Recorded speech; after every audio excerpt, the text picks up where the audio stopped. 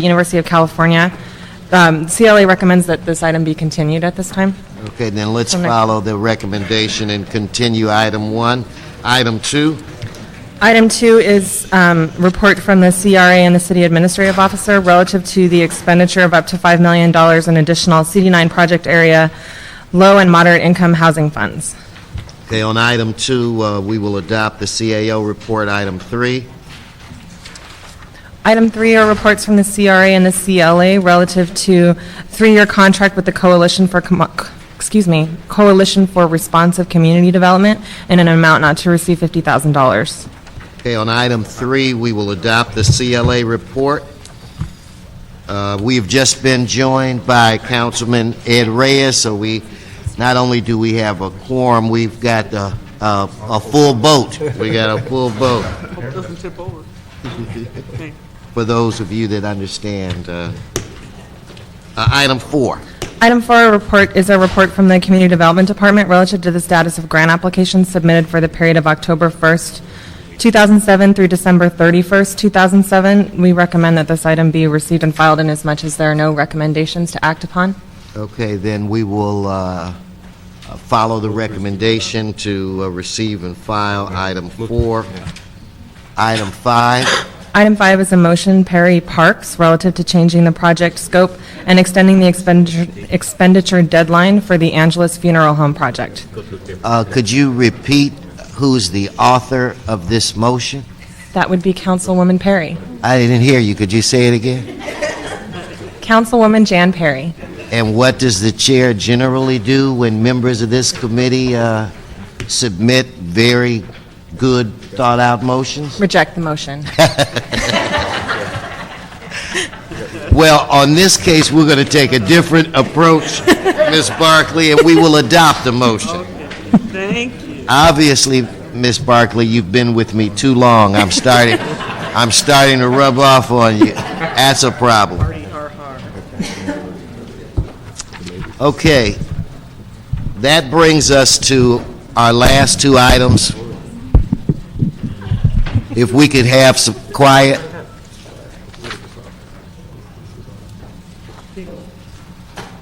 Shh. That brings us to items 6 and 7, which we will consolidate, take those items up. Before we do that, I want to say a few things. You know, I have before me my talking points, but I don't think that, with all due respect to my staff, I don't think I'm going to read them on this day. Everyone knows that we're facing a lot of tough decisions and that we have a reduction of some significance in this budget. With that said, we as a committee had to try to determine how we wanted to prioritize the resources that we do in fact have. And since it appears that every year, at least every year since I've been the chair of this committee, and I'm sure when Mr. President was the chair of the committee, it seems like we get shortchanged from the federal government, which makes it extremely difficult for us to provide the services that the people of this city want, need, and expect. So we have to, again, choose our priorities and choose them closely. Nothing is more important or should be more important to us than our children. So I think we have shown that we always put an emphasis on the youth of today to try to provide them with positive activities that will keep them out of mischief, keep them out of gangs, and afford them the opportunity to be successful and productive adults. So recommendations that we will make in this budget will make adjustments so that we can try to maintain this minimal amount of service that we already provide. And I have not had a chance to speak to Mr. Cardenas yet, but I know what he's going to say when I formally make this request of him, that, Mr. Cardenas, that we convene a special committee meeting on the ad hoc on gangs, where we bring in prevention and intervention specialists from the African American and the Latino community. And we talk to them about how can we stem the tide and stop this senseless killing. Just last year, there was a 2-3-year-old little Latina child. Her and her father were exiting the vehicle right in front of their homes, and this African American came up and shooting at the father, he killed the child. I convened the gang prevention and intervention specialists from the community. We had the police department there, and we had former gang members there, and they basically said that it's not okay to kill a child. It's not okay to kill a civilian. It is happening too much. I spent half my day yesterday. Miss Perry spent a lot of her time yesterday, but I spent half my day with a father who spent 18 years raising a young man to be a good young man who got good grades and was a athlete, star running back for Los Angeles, LA High, Stanford University had made inquiries about him. Rutgers University had made inquiries about him. His mother is a sergeant in Iraq fighting to keep our country safe. And her son is shot and killed 3 doors from his house. The father was a community person involved in block clubs, and at the very spot where this boy took his last breath, our mayor had planted a tree there. They had a tree planting program. Yeah. We have to do what we can. We have to send the message, and I'm proud of the relationship that I have with my Latino brothers on the council and Latino brothers and sisters when I was speaker. But we have to say to the young people that we have to show them that we get along so that they can get along. So I'm going to ask, and I mean, we could have it all day, we can have it any place, anytime, and I would like for you, as a person who has a track record of being on point where it deals with youth violence and gangs, to convene this hearing, because we've got to do something, Mr. Cardenas. And I'm sorry for rattling on, but that's what happens when you only get 2.5 hours sleep, when you can envision. His father came outside, and his son's head was blown off, the back of it. Much. And he stood up there last night and was very strong, and so I just refuse to be silent on this anymore.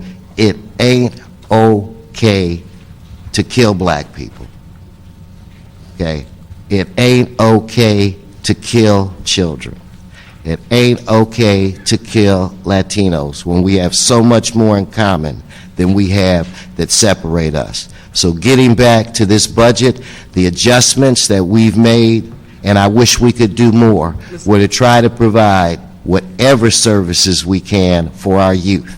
Second priority is we have a responsibility to protect people who cannot protect themselves. So we're going to make some adjustments to provide additional funding for domestic violence shelters and programs. Nobody should be battered and abused because of some sick idiot. The third thing, economic development. Economic development is important, and we need to do whatever we can to try to jumpstart the economy. It's just, so these are the 3 things that we're going to focus on. So I'm sure there are going to be individuals that are going to be disappointed because some of the concerns or programs or priorities, things that are important to them, we may not be able to address in the fashion that you'd like, but these will be the recommendations from the chair and hopefully the recommendations from the committee. And before we go on, I would, again, I don't consider it a blind side because you've been doing this every day, but I think I should afford Mr. Cardenas the opportunity to say something first. Thank you, Mr. Chair. And I think it's appropriate and it's our responsibility to not only have these kinds of hearings and these discussions of our committees and to talk about the policy that needs to take place and to try to come up with good policy to make safer communities. We definitely will have that hearing of the Gang and Youth Development Committee out in your district. Thank you. And Thank we you will very do that. On top of that, I will make sure that when we do have that committee hearing, we will have items of substance on the calendar. It won't be just an opportunity for people to tell us how bad it is in their community. We will have an opportunity to discuss the policy matters that we're faced with that affect their community and to have their input on that, to have their intervention workers there, to have the police department there, to have all the players who are involved in trying to attack these problems in your district and throughout the city. So I'm more than happy to do so. I see it as an obligation and a responsibility and something that I'm more than happy to do as soon as we can put together the proper agenda and then we can put together the proper forum and we'll have a meeting of that committee in your district. Well, I thank you very much, and your career speaks for itself. You've been committed to this issue. It is not lip service where it relates to you, and I'm very, very grateful and proud to call you my friend. Mr. Reyes. Want to go ahead? No, you go ahead. Mr. Chair, I think one of the factors we need to fold into this discussion is the role of the school district and security around our schools. Last week, we had an individual was shot 15 times, 15 bullets, while protecting his granddaughter while he was being shot at the corner of an elementary school in Aragon. Bullets went right into the classroom where second graders were having their class. I spent 3 hours, almost 4 hours last week, just listening to the anguish of the parents, the level of concern there are and the senselessness of just how far gone some of these individuals are when they can have the type of weaponry that they carry. And we're at a point where, as awkward as this sounds, there was a time when there was a code in which you didn't shoot at children, you didn't shoot at the seniors. Today, everyone's vulnerable. So, in many ways, this disconnect between bureaucracies has a real consequence to our neighborhoods. And so, if we're going to go into substance, we should be talking to principals, we should be talking to superintendents, and we should be talking about how we deal with this intervention. And we need to take it to another level. So I'm hoping that is something we can factor in that committee and afford the parents a vehicle by which they can engage these issues more directly as opposed from a distance and being told they can't protect their children. So it's something that we need to reach. Well, thank you, Mr. Reyes, and I agree with you. And we're big boys and girls here. Your words weren't awkward. I mean, you don't kill children.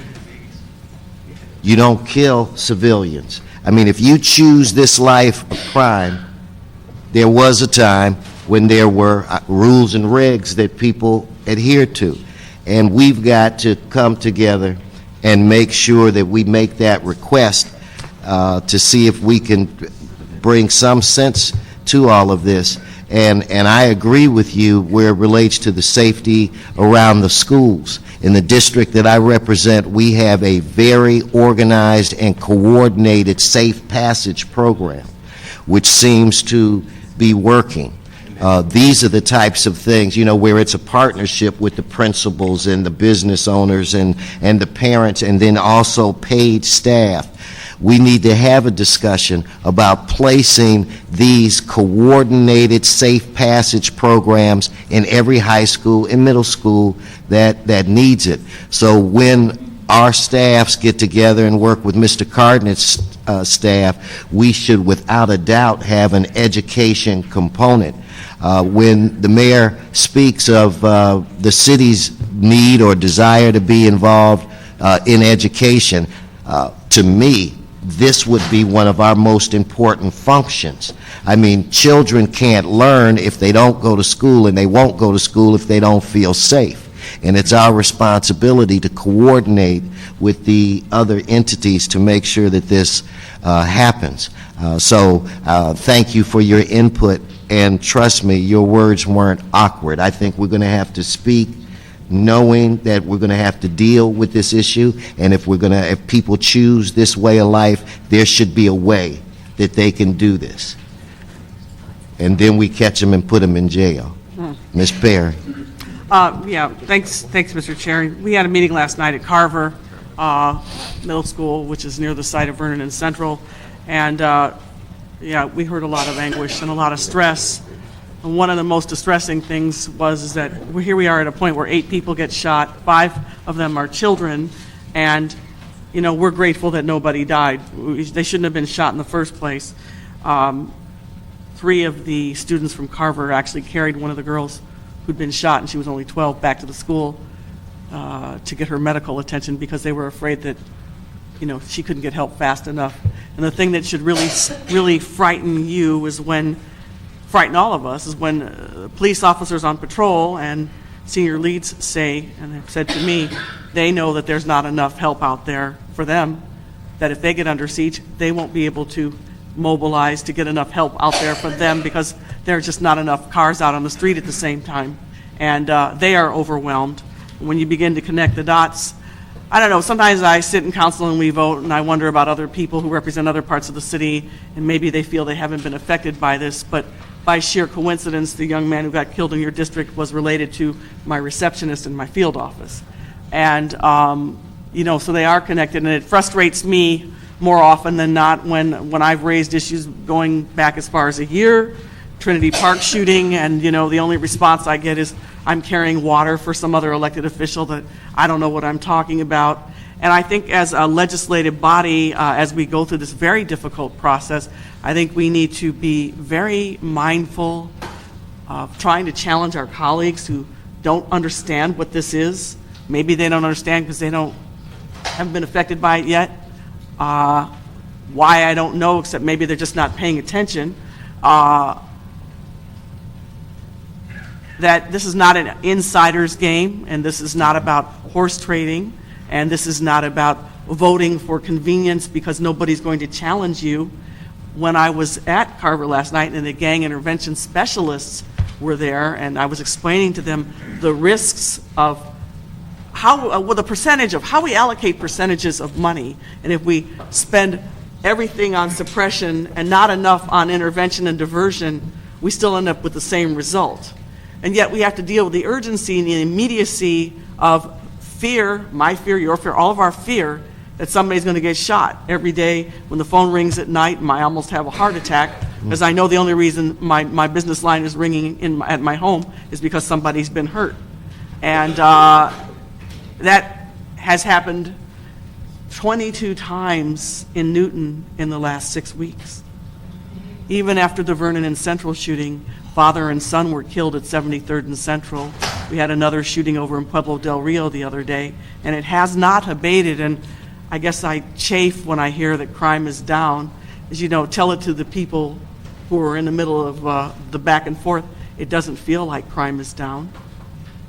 Maybe it's down at historic levels, generically speaking, but, you tell it to that boy's father. I don't believe it. They don't believe it. So when we vote, we can talk and we can get input, but the bottom line is how we vote. What the vote is that we cast and how we vote to allocate whatever money we have and what percentages we have to stop this on the front end, rather than I feel powerless when all I can do is go to a family and comfort them Yeah. and ask them, well, how can I help you bury your child? Yeah. That's not what we're supposed to be doing. No, it's not. And it is the most difficult and painful aspect of what we do. But nobody suffers like the family did. No. So I just challenge all my colleagues who don't necessarily, and I'll just put out there, who really don't get it, okay? And maybe because they just haven't had to go through it. This is not an inside baseball game, and we have to answer to the people we represent. And everybody in this committee has been affected by this, each one of us. And, you know, just to kind of respond to that, you know, true leadership is not about doing what you want to do. It's about doing what you have to do. So if it is up to us to help educate the other members of the council or our colleagues in other legislative bodies, then it is our responsibility to take that leadership and do that. And the last thing that I'll say before I ask the president to say a few words, when I talked about the story of the 2-year-old little girl that was killed in my district and how we brought everybody together, they were primarily African Americans who said it was not okay, that you could not do that. And when they stood up, and when the former gang members and gang intervention specialists got up and said that this, we don't want to have it, within 3 days, we caught the animal that had killed this little girl. So what that proves is if we mobilize the community and we stand up as one and say, it's not okay, then maybe we can make it a little better for someone else. And for those of you, if you've never set up, all of us have, and looked in the eyes of a parent or a grandparent, and to have the father say to me yesterday, boy, you know, I know this sounds strange, but my son would be so proud that there's so many important people have come by. And, you know, if you haven't seen the tears in those eyes, trust me, that's an experience you never, ever, ever want to experience. And I remember saying on the council floor yesterday, my youngest son is 25, and my oldest is 32. I don't go to bed today until I know that they're home. Because you just don't know that they're safe until they're safe.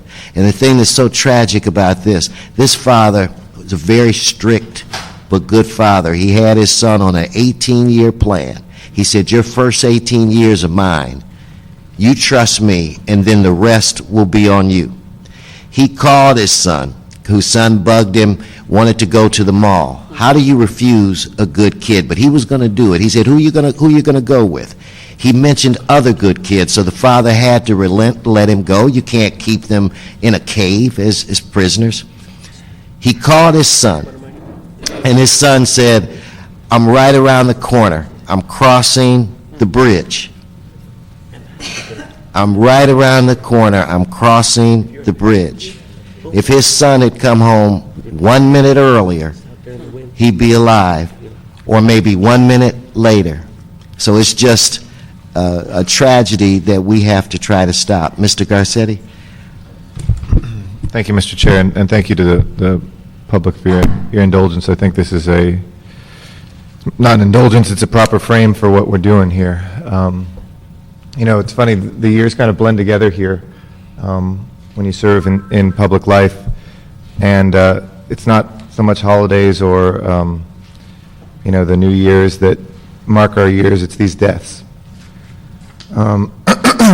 We all, and I think everybody who's out here knows the work that you do in addressing community development and housing is because we see 13 people killed in a 2-month period. One area, we see an entire neighborhood shot at and locked down when somebody's killed in Mr. Reyes's district, and then there's helicopters and an entire neighborhood evacuated, and kids for 6 hours traumatized, and 3 schools that are locked down in Glassell Park.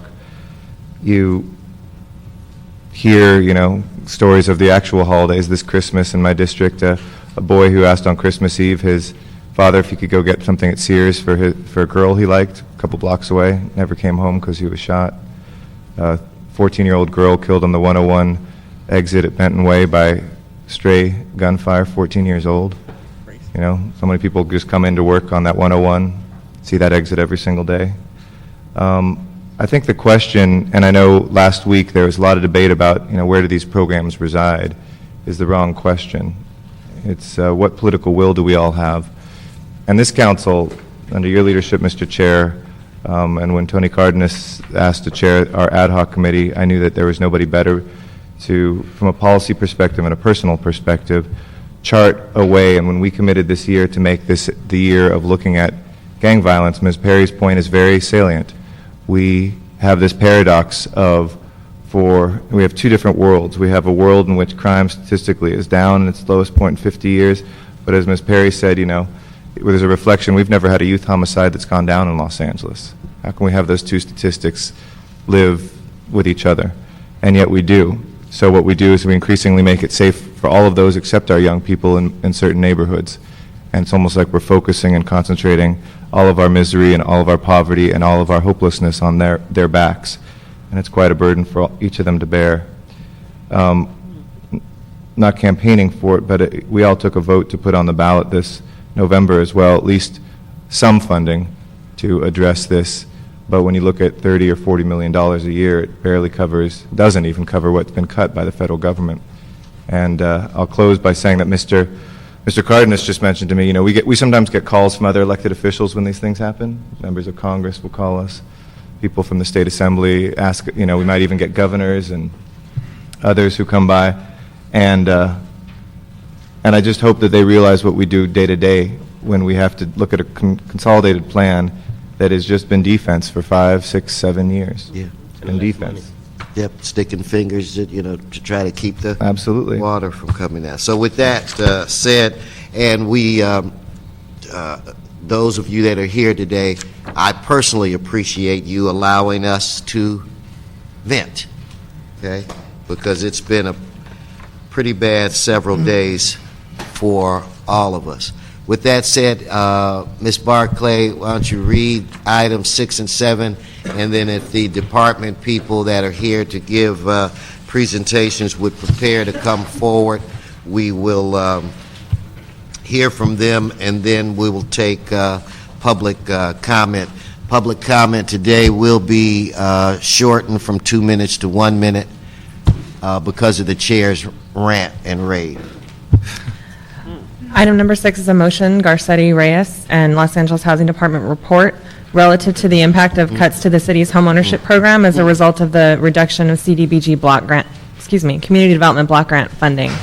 And item 7 is reports from the Office of the Mayor, CDD, CAO, and CLA relative to the 2008 through 2012 Housing and Community Development 5-year Consolidated Plan and the 2008-2009 Program Year 34 Action Plan. Okay, if we could have the CLA, CAO's office come forward. Oh, Miss Barclay, you're changing chairs, huh? So will I be afforded the opportunity to get back at you? Absolutely. We can provide a brief presentation, or we could go directly to your question. I think brief presentation. Okay. Before you, the Mayor's Office released the proposed 34th Program Year Action Plan on January 16th. This committee heard a presentation from the Mayor on January 23rd and requested our offices to report in response to concerns and questions raised by the committee and other issues that have arisen since the introduction of the plan. It describes currently $156 million from 5 federal grants. This represents a roughly $30 million decrease, or 16% from what these grants were last year. The most marked decrease is in the Community Development Block Grant, or CDBG, which has a 19% decrease due to a 4% reduction in federal entitlement funds and also a 66% reduction in program income, largely due to the decline in the housing market. Our report, attachment G, our attachment G in our report describes the community development block grant budget. Changes and adjustments were made in the CLA and CAO report from what was proposed by the mayor according to criteria described in our report. Since the report was introduced by the mayor, an additional $2.8 million resource deficit arose due to a reduction in the federal entitlement that was finalized by HUD subsequent to the release of the report by the mayor. It's $720,000 less than what was anticipated. Also, some disputed program income had to be returned. So there was a $2.8 million deficit that had to be accounted for. Our offices reviewed prior year CDBG balances and recommend reprogramming of $2.8 million to fill this deficit. Those recommended balances for reprogramming are described in attachment F to our report. Also, there was a proposal from the Community Redevelopment Agency fund $4 million in homeless programs, $2.4 million of which were previously funded under the public services cap.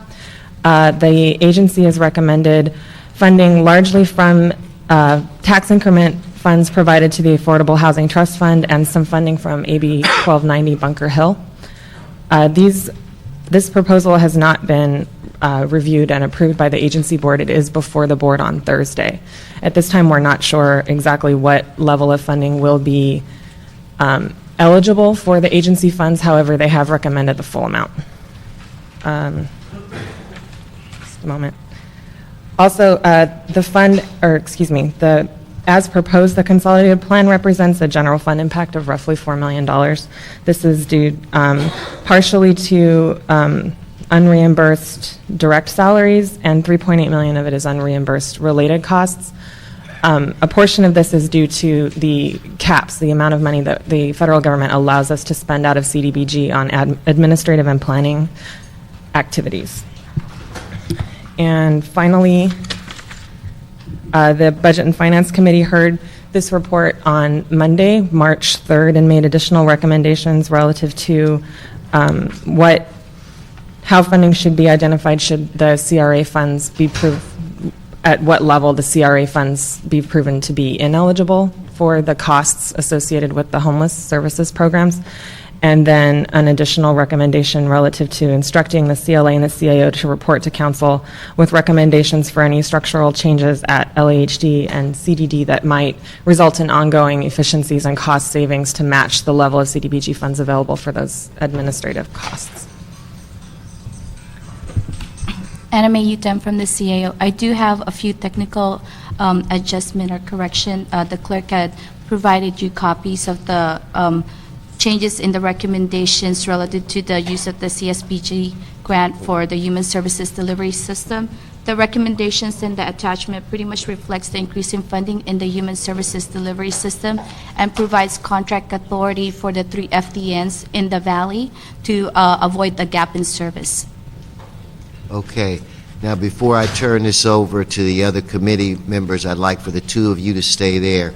What we're going to do, since I have so many people that want to speak, I'm going to call 3 or 4 of you up now, and then we'll take questions from the members, and then we'll take a break, and we'll try to bring up the other people that want to give some testimony or ask questions. So if Warren Cooley could come forward, Roberto Bedagan come forward, Tony Salazar.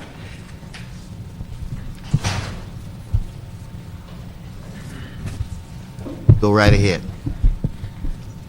Mr. Chairman, members of the council, interesting to sit here and listen to the discussion you had and the difficult decisions that you have to make in the context of a lot of not enough and a tremendous amount of need that exists. And I'm here to speak with you. I'm Warren Cooley, Valley Economic Development Center, Director of the Historic Downtown Retail Project, and one of your projects that's funded through the LABAP program, the Los Angeles Business Assistance Program. I need to make a good case for that particular project in the context of of economic development in the city. This is one of the few programs that the city has for small business, and it's an investment. You can look at it two ways. I look at it from an investment standpoint. It's our retail project, for example, is a $295,000 expenditure on the city's behalf each year. We've got 35 businesses up and running, and so by now, we've got about a 3-to-1 relationship. There's over $1 million in tax revenue that's generated by this program, and so I appreciate the opportunity. Thank you. Thank you. And if you could rise so Tony could come. And Roberto, Sir, you're up. good morning. And Tony, you're on deck. Okay. Roberto Barragan, President, Valley Economic Development Center. We have been a partner of the City of Los Angeles now for going on 16 years in providing a series of economic development and business assistance programs here in the City of Los Angeles. These programs have always been funded by community-owned block grant dollars provided by the federal government to entitlement cities throughout the country to basically forward the economic development agenda of the City of Los Angeles. These are not general fund dollars; they're CDBG dollars, and this is the only small business program that serves all small businesses through the City of Los Angeles. LABAP is the only program you have that assists small business. Beyond that, there is none. And so when we talk about cuts to the city's only small business program, we're talking about cutting at the heart of what is the City of Los Angeles. 250,000 small businesses, and as any economist will tell you right now, that the small businesses is creating new jobs. As we've seen layoffs through major corporations, layoffs through major entities, this is the only sorts of jobs that you're going to have going forward for the next few years, and cuts to this programs prevent that from occurring throughout our needed communities. Thank you very much. Thank you. And if we can get Ben, is it Shermer to come forward? Tony. Mr. Chairman, the housing policies in this city over the last couple of years have just been maturing. This housing in LA has been underfunded. It's been not a priority, in the last several years until very recently with your folks' leadership. The last time I appeared before you, I said that one of the most important things the city can do is establish that new generation fund to go out and take advantage of the market, find properties and get them ready for development, and let's focus on be proactive about affordable housing development. We're headed in that direction, but the next step of that is having funds available to make sure that the subsidies are there to develop the properties that we're going to acquire. So we're going to be out of sync unless we have that flexible pot of money to be proactive. And right now, there's nothing better. What the government does best in times of poor economic a recession is to stimulate the market, create housing opportunities, get construction started, put people back to work, get kids ready for, off the streets and get them into jobs. So I encourage you to, get as much flexible money as you can from the block grant funds, from the housing trust funds. Let's not swipe and pay other things, and let's get ready to go out there and be proactive in the marketplace. Thank you very much. Thank you. Good morning. Actually, there are three of us here on behalf of domestic violence shelter programs. Is it possible that all three of us can speak? Not at the same time. I was going to go. I've got other people. Is everybody's card in? Yes, everybody's card is in. I just don't want to. You want to keep everybody in order. Yes. And so I wouldn't want, and I call the cards as they were handed to me. So maybe they're in the next batch, but let's just go with you. Okay. And then whoever has a card will be afforded the opportunity to speak. The committee's going to do its thing for a while, then we'll call up another group to, but I understand what you're trying to do, and unfortunately, I don't know if I can accommodate you. So. Well, thank you very much for this opportunity to speak, and I really appreciate everything that you were saying about the gang and the youth problem.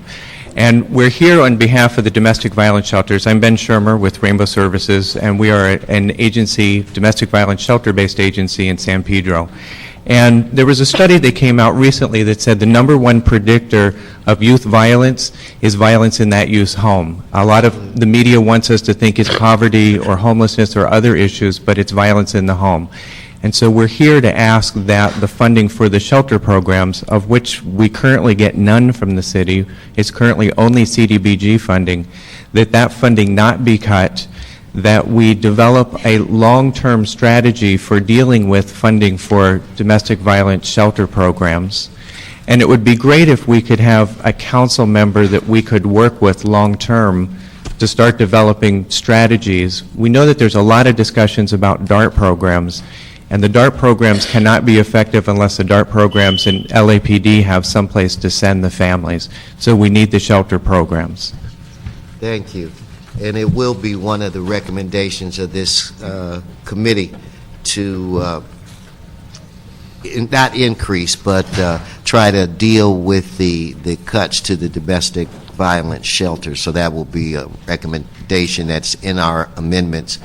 Where it relates to having dialogue, you can, I'll have Andrew, who works with me, we have no problems, and you sharing your views with him, and if there's a long-term strategy at all that could be developed, we would not have a problem at all in doing that. This committee, beginning with Mr. Garcetti's leadership, has always focused or has always viewed domestic violence as an issue that we need to deal with, and we all been around the block long enough to know that violence in the home begets violence. Absolutely. So we get that. And we Okay. certainly know there's no easy answers. We just know that any cuts to domestic violence end up costing the city long run with LAPD and lots of other healthcare-related homelessness. Gotcha. And we on this committee know that we're not judged on how we act during the good times. We're judged and rated on the actions we take during the difficult and challenging times. So with that said, Ms. Perry, did you have any questions? Yeah. I know that we have lumped together 6 and 7. Yes, ma'am. All right, so this will be the time for me to make my comments on the study on foreclosures and neighborhood stabilization. I needed to just get some idea of when it will be completed, and I would request that we require monthly reports back on that, so that, you know, this foreclosure issue is a moving target almost on a daily basis for us in some of our districts. The other comment I wanted to make goes to 7, but we're putting them together. I am deeply concerned that not all of the homeless programs that have been shifted to the CRA to fund will be fully funded due to eligibility constraints. In other words, some of the programs that are being shifted to be funded to the CRA may not be eligible to be funded by shifting them to the CRA, and so I need to know if there's a backup plan in place to prevent this. I'm also concerned that the CRA is proposing to use the 5% housing funds that normally go to the Affordable Housing Trust Fund. I think that we are setting a bad precedent by allowing this, because basically what that does is reinforce what we're already railing against. There are parts of the city where there are no redevelopment areas. If we divert this money that would normally go to the Affordable Housing Trust Fund to construct affordable housing throughout the entire city, whether you have a redevelopment area or not, then you basically take those areas of the city off the table where they don't have a redevelopment area. I want to make a motion that when homeless funding items come back to HCED after the CRA board review, that the CRA provide us with a list of all the other funding sources that they looked at to fill the gap. For example, program income, general revenue, the land acquisition fund, which I guess they're feverishly trying to obligate even though some of the projects have not yet been encumbered, and unobligated AB 1290 funds. I know that when we begin to look at the comp plan, there were questions about program income, and the Housing Department provided us with a spreadsheet that listed all their loans, but we've not gotten back a report yet from the redevelopment agency. We need that information to make a whole and complete analysis and decision, and I would like to ask that that be provided for our discussion at the next committee meeting. Finally, if it turns out that there's an eligibility problem, I also want to make a motion that instructs the CRA, the Housing Department, and the Los Angeles Homeless Services Authority to lock in a three-way memorandum of understanding the CLA can draft with the CAO to identify alternative funding sources to ensure that all city homeless programs are fully funded before April the 1st of 2008 and reported back to this committee. So in closing, I just want to say this is a citywide issue. This needs to be treated as such. The CRA is part of the city too. Their willingness to document their ability to fill this gap is absolutely critical. So I think we need to remember that all the tax increment that the CRA collects are funds that the city is allowing them to keep. If we did not enable the CRA to capture tax increment from project areas, those funds would go to the city's general fund. And in the coming months, as we try to balance our city's budget, I think this is something that we should all be acutely aware of and attuned to, and possibly be flexible in taking some of those monies and putting them back in the general fund, and in particular targeting the land acquisition fund. I know that the CRA board has 4 items on their agenda this week to try to, get these monies encumbered. But if they haven't been encumbered yet, maybe the projects aren't really real, and we need to take a look at that.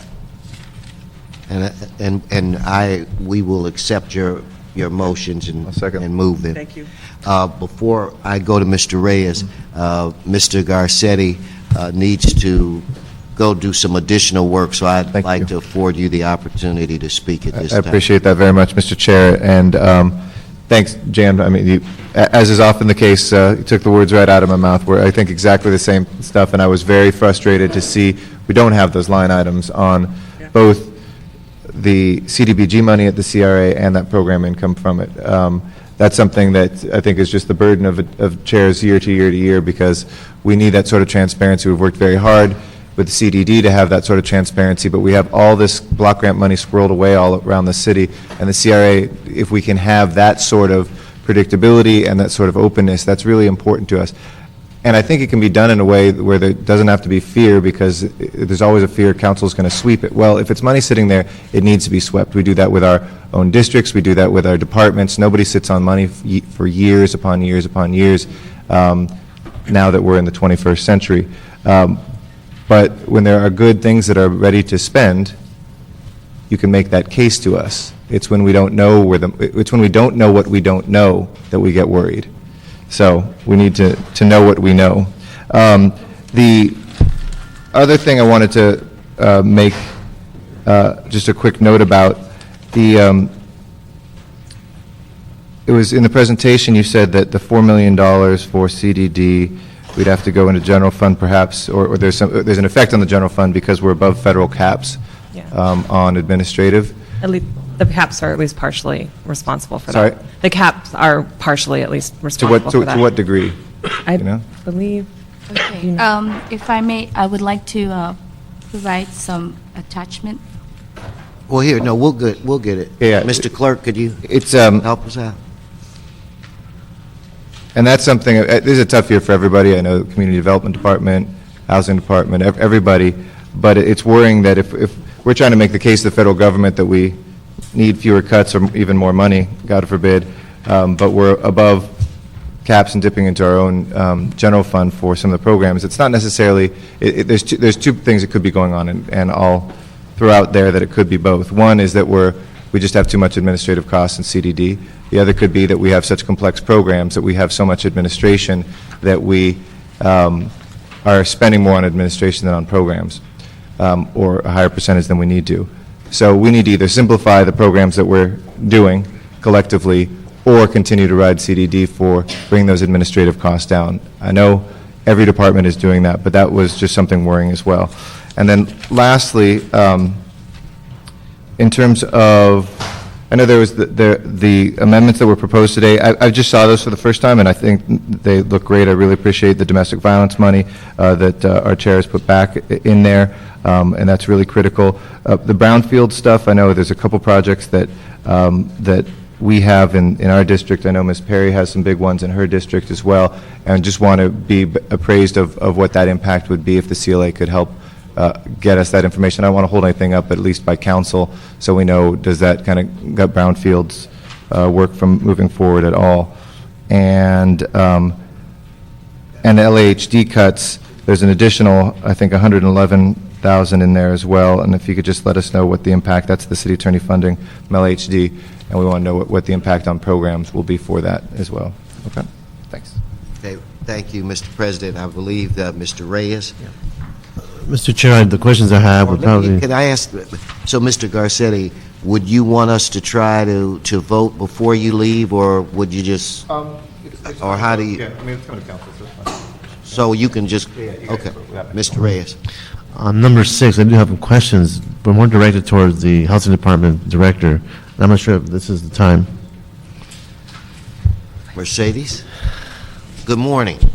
Good morning, sir. Good morning. I just wanted to run through these questions real quick, and if we can answer them now, we can get them back in writing, whatever things more feasible given our time crunch. But your letter states that since 2003, the Housing Department's ownership programs have assisted 717 households to achieve home ownership. Given the current mortgage crisis, do you know how many of these 717 households are themselves in trouble with their mortgages? None of them. None of them? Okay, good. So that, I'll ask you the follow-up question on that. As you downsize some of your other department programs, do you also anticipate shutting down walk-in offices like the one you have in Lincoln Heights? No, all of the field offices have rent and code enforcement in them. So those are all meant to service the public through those programs. So all of those will remain.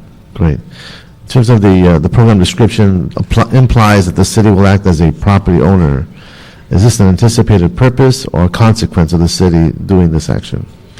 We anticipate that the city will be a property owner as it transitions ownership to others. What is important as we take a look particularly at the foreclosure issues is that we're going to employ a neighborhood stabilization strategy, of which homeownership is one of the strategies to help stabilize. The only way to create public safety in the end is to have bodies, community people committed to those neighborhoods in the neighborhoods. So that's what this is about. LAHD and others, I'm assuming both the Housing Authority and the CRA would be involved in acquisition of homes in targeted areas and then RFP them out to nonprofits and for-profits for rehabilitation and resale. So our ownership would only be transitory. Okay. What type of educational services do you anticipate being made available to potential homeowners so that we can avoid this meltdown in the future? Well, in the future, we're going to have to take a very good look at having people understand particularly the issues of predatory lending. The mapping that we're doing is really starting to show a very clear pattern in Central and South Los Angeles and in swaths of the Valley, in low-income neighborhoods. We're going to have to focus a lot on the issue of predatory lending so that people understand from the very beginning why these loans are not a good idea. If something looks too good to be true, it's because it is too good to be true. And just last question, many experts cite the effects of redlining as a key reason for our current crisis.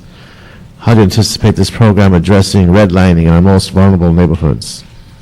Well, at this point, the market in Los Angeles is so bad that you can say that the entire city has been redlined. I mean, at this point, the requirements from the banks, right, have downgraded Los Angeles to a danger area for the entire city. So that's where we are now. Okay. Within that, we are going to focus in on not only targeted zip codes, but the next information that we're seeking is actually at the level of census tract. If we're going to target altogether, we have to have the right data.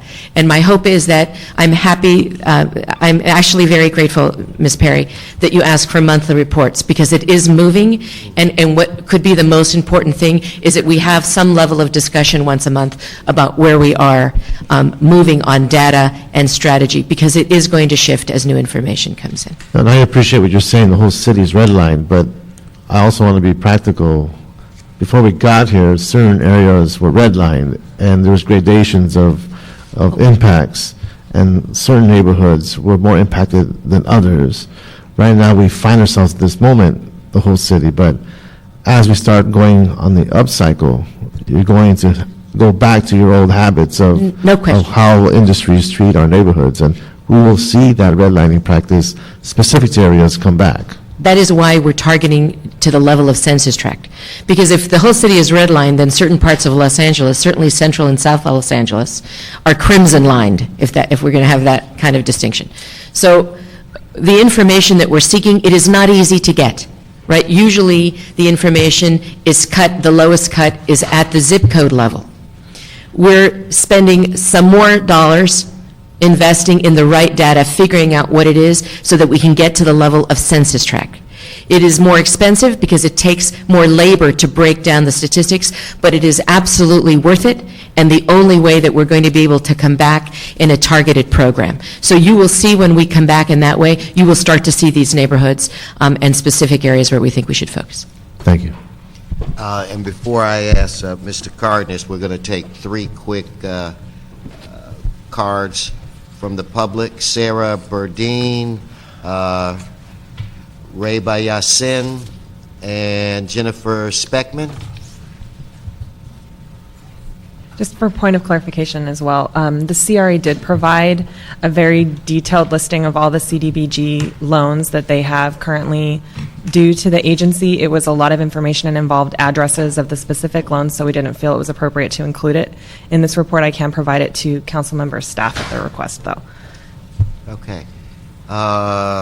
Sarah? Yes, my name is Sarah Burdine, and I'm the Executive Director of Haven Hills, and I'm one of many representatives in this room representing the different domestic violence program providing services to our victims. And I came here today to address the impact that the cuts are going to be having on our shelter programs. And you all know that the shelters do more than just provide a place to stay. We provide a safe place with comprehensive services to help families on a crisis level and then through transitioning so that they can overcome the abuse. And we're also teaching healthy relationships to even the young kids when you talk about the gang prevention, because they're very, very closely related. If you look into gang violence, you're going to see domestic violence. So we've already been working on some of those issues. But the funding cuts that are being imposed today by the city are not the only funding cuts that we're facing.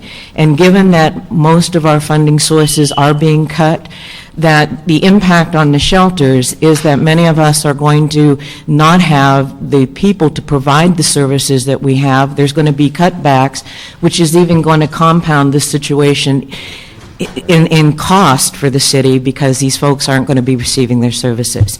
And I want to thank you because I think you understand and you want to support us, and I really appreciate all your efforts in doing that. Thank you. If we're successful today, this committee will restore the budget. There will be a cut of about $4,000. I think that that shows that we used every club in our golf bag to try to restore the funding for domestic violence program. Ms. Sin? Yes. Hello. Thank you for giving us this opportunity to speak. I'm with Prototypes. Our domestic violence programs, shelter and non-residential, are in the Hollywood and South LA areas. Thank you for the amendment that I hope will pass. I'm here to just give you some numbers on the impact of domestic violence in our communities. You're probably already aware of them. Just to let you know, in 2000, in the entire state of California, Los Angeles County itself had the highest number of phone calls for domestic violence-related calls. At that time, it was about 35,000. Within the next 4 years, it increased to about 48,000. A national study shows that in any 24-hour period in the state of California, there are 794 calls for shelter for domestic violence. Only a fraction of those can be housed because of funding. So again, thank you for the amendment. We hope it does pass because without it, we may have to close some of our doors. Thank you. Thank you. Okay, thank you. My name is Jennifer Chen Speckman. I'm Clinical Director at Prototypes Domestic Violence Programs. Please indulge me to tell my story so that there is kind of a human face on the issue of domestic violence. My father beat my mother and my brother all my growing up, and relentlessly, insidiously, and almost daily. My mother used me as a human shield in prevention of my father killing her in hopes that he would not kill her in my presence. Eventually we left. We were homeless. We were in the car, and there was no shelter. There were no services at that time. And eventually our resources ran out. We had to return. And we basically returned for more years of terror, abuse, and fear. I, however, was lucky. I got to go to college. I got an escape. We know, as we had been speaking earlier, that most people do not get that. And so I'm just here to say and represent my clients who literally say that we have saved their lives, that we as a society have a choice that is pretty black and white, whether or not to stand against community violence, take the brave step of thinking comprehensively about violence in our communities, or passively turning a blind eye and thus perpetuating the problem. Thank you. Well, thank you very much. And you are not, your situation is the very reason why this committee views this as a very important issue, and why this community will recommend that the funding be restored. Okay, Mr. Cardenas, did you? Okay, well then with that said, we'll take some more testimony. Melissa, and help me with that last name. Do we have any Melissas here? Come on, Melissa. And the reason why I don't want to try it, see, usually Andrew is behind me, and he really breaks it down so that like a 2-year-old could.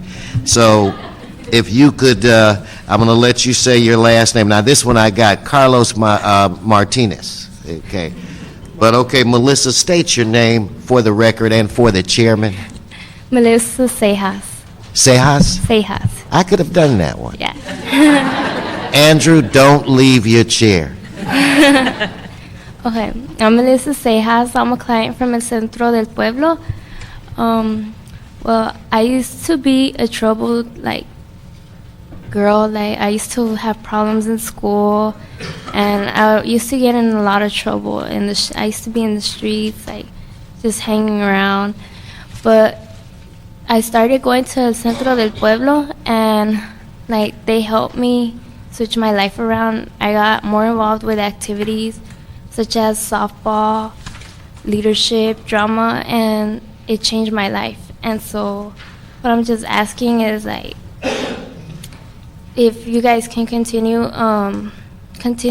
funding el Centro del Pueblo, because it's just as important to the clients than to the agency also. Thank you very much. Carlos Martinez, I'm the director of the Family Development Network Program for Centro del Pueblo. I sit before you asking for your support and continued support of the FDN program, the Bridges program, as well as the NAP programs. All of these programs are effective models, effective programming that deal with gang violence, that deal with family violence, that deal with domestic violence, that also help support and educate community members as well as the youth that reside in your districts. We are relying on each of you to be very supportive of all of these 3 programs, especially the FDN programs throughout the city. And with that program, it's not just a general program, but you also have a youth offender component attached to that that deal with the youth violence directly. Just to finalize, again, I just want to mention, please support the programming. It's very critical and important for the communities. It's my understanding that the program that you and the previous speaker spoke of, that there was supposed to be a 20% reduction in funding, and we were able to help somewhat and reduce that reduction where it will only be around 12%. So with that said, if we could get Chung Yi Chen. Hi.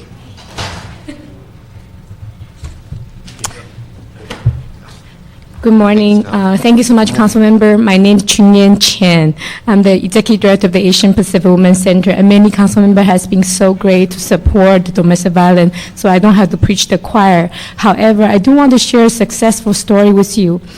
One of our clients, when she moved into our shelter, is a 13-year-old boy.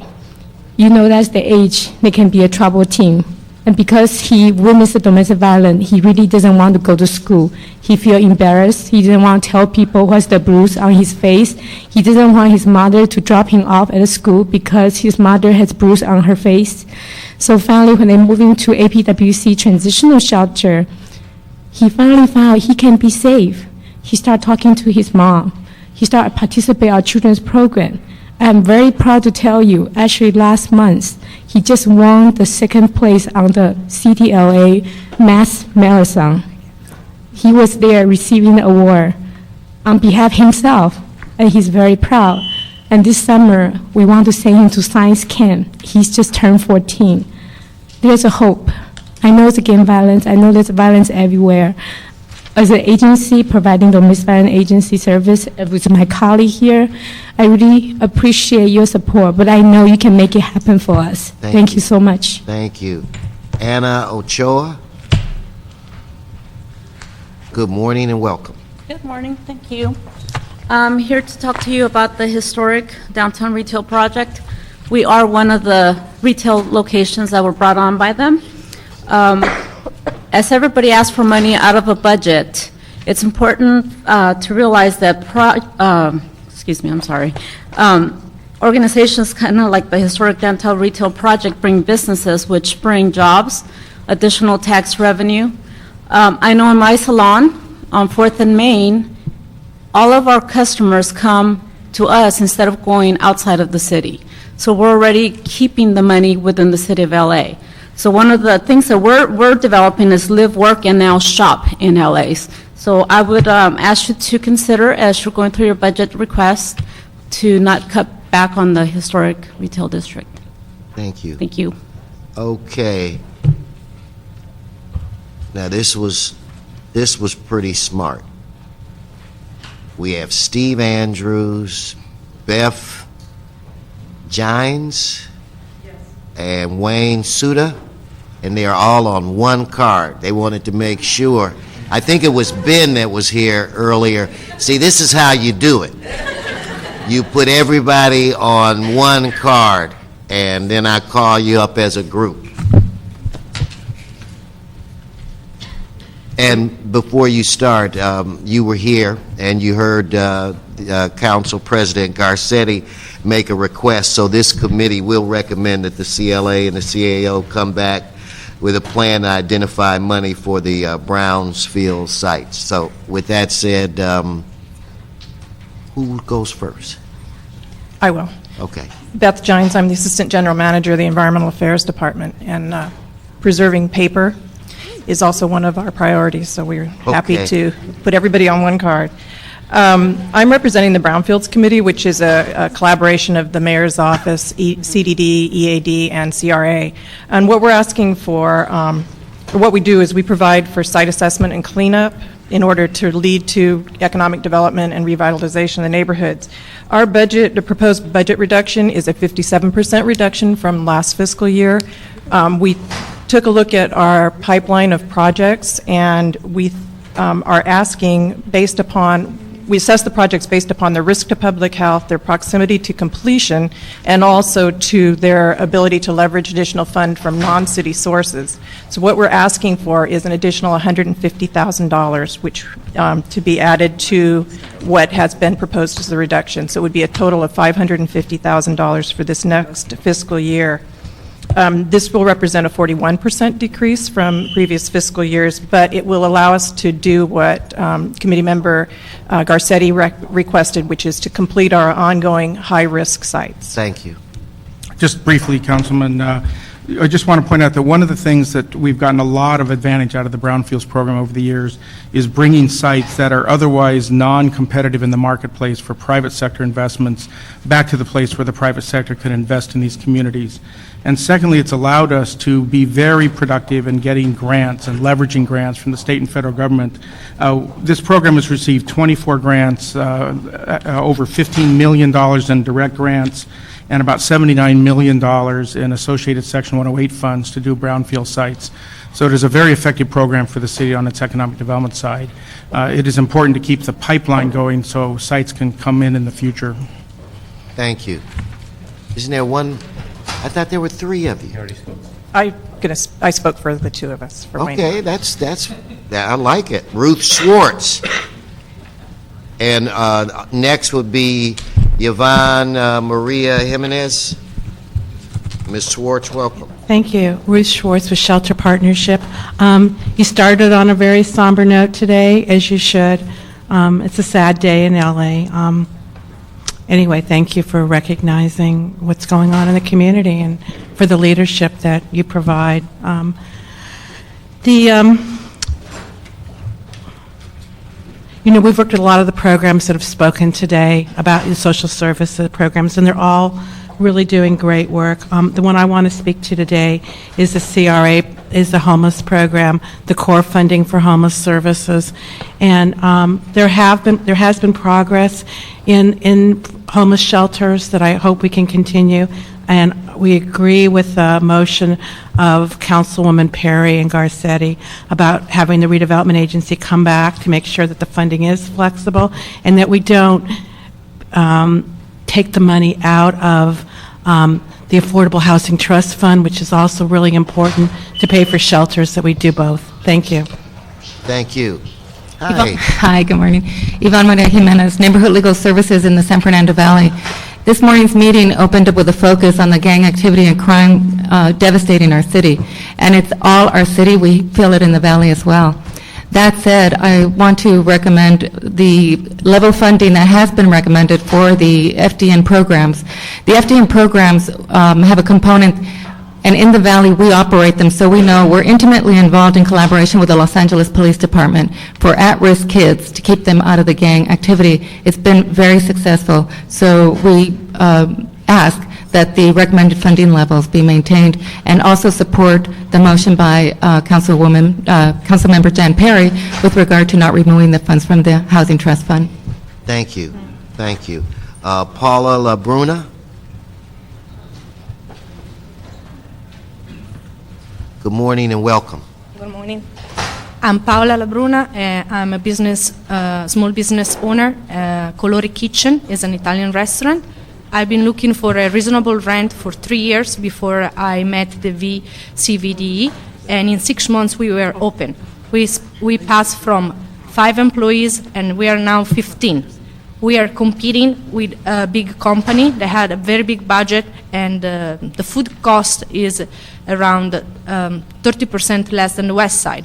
So if you want professional business to come over, you need to help us with professional that we don't have to pay. All of our 15 employees are entry level, and we train all of them, from the manager who started as a busboy all the way in the kitchen. So what I'm saying is that I couldn't make it without their help, without, not have to pay other professional. Like right now we're applying for wine and beer, and if I don't have them, I had to invest other $30,000 on one single person, where I can use for hire other people. Thank you. Where's your restaurant at? 8th Street and Olive. Is the food good? Yeah. It's very, very good food. It's very good. Now give us the name again. I think you may have a few surprise visitors. Thank you very much. What's the name of the restaurant again? It's Colori, C-O-L-O-R-I, means colors in Italian. So is it an Italian joint? Authentic Italian. All right. Thank you very much for your support. Mr. Reyes and I will be there. It looks like Miss Perry's already been there. Okay, with that, now those are all of the cards that we have for items 6 and 7. I do have some public comment cards that just 2, and we'll deal with that in a minute. So at this point, while I still have a quorum, without objection, and Mr. City Attorney, you may need to help me out on this. We want to, without objection, on item 7, we want to, Mr. Garnish? I just have a question. I thought I saw your hand move. I wasn't sure. CDD, how are we doing with the San Fernando Valley FDN revenue progress? Actually, I can address that. Our report does recommend that, community services block grant funding be recommended to continue the existing contracts on a month-to-month basis until the permanent FDNs can be in place, so there will be no interruption in service. How's the permanent process going? It's going well. We are in the process of reviewing the proposals. They came in last Friday was the deadline. Excellent. Okay, thank you. Mr. Reyes. Yeah, just real quickly, I wanted to give a recognized Parker Anderson, who's been in these trenches for many, many years throughout the 90s and since, so it's interesting to see you back here this morning. Well, I've known Parker for over 22 years, and there was a time when, he still has a great head of hair, but there was a time when he used to dye it that color so that he would look distinguished. He does not have to dye it anymore. But anyway, welcome, Parker. So, with that said, without objection on item 7, we will adopt we will adopt the joint CAO and CLA report. We will concur in the recommendations of the Budget and Finance Committee, and we will include the amendments that we discussed today. And on item 6, we will receive and file the motion. So, without objection, or Mr. City Attorney? I think if you've got all the amendments on the record, we're fine. Well, what I would want is to make sure that the CLA's office, CAO's office concurs with Ms. Perry, and make sure that those amendments are put into the program the way that they're supposed to. The Garcetti Amendment, which relates to identifying funds for the Brownsville, and other amendments that were discussed today. But between you, the city clerk, let's verify what those things are, and let's get them done. Yes, sir. One more thing. I believe Ms. Perry actually amended item 6 to request the Housing Department to return monthly. So you would probably want to adopt the LHD report as amended. Okay, then let's do that. Is there anything else that I forgot? I think that's it. Amendment item 6. Okay, then without objection, that will be the order. I have 2 cards from the public, and that is Mr. Noel Weiss and Arnold Sachs. We'll go down and make the quorum. Okay, Mr. Sachs, come on. Let's rock and roll. I'll wait for them. No, stick around. Good morning. Thank you. Arnold Sachs. Very quickly, based on your actions during previous committee meetings, when agendized items feature reports from the CRA and/or the CAO, CLA, your committee opts to accept the CAO or the CLA report and then move the agenda item, taking no action on the CAR report. That being said, on today's council agenda, item 17 mentions communication from the Community Redevelopment Agency, but does not, as listed in today's committee hearing, mention a report of from the CAO. What report then would be accountable? A communication report not accepted by the Housing Committee, or a report not included in the agenda on the agenda item. Also, I'd like to mention something that occurred in the January 23rd meeting. There were 6 items on the agenda.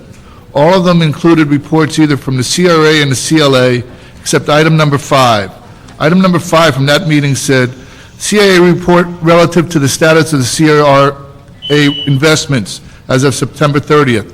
Why is there no additional report from another agency, especially when the CRA report is the committee doing the reporting? Thank you for your time, your answers, and your attention. Thank you. Any more business before this committee, Ms. Barclay? No, sir. Then this committee's adjourned, so let it be written, so let it be done. Thanks, Tony. Thanks to all of my colleagues for being here today.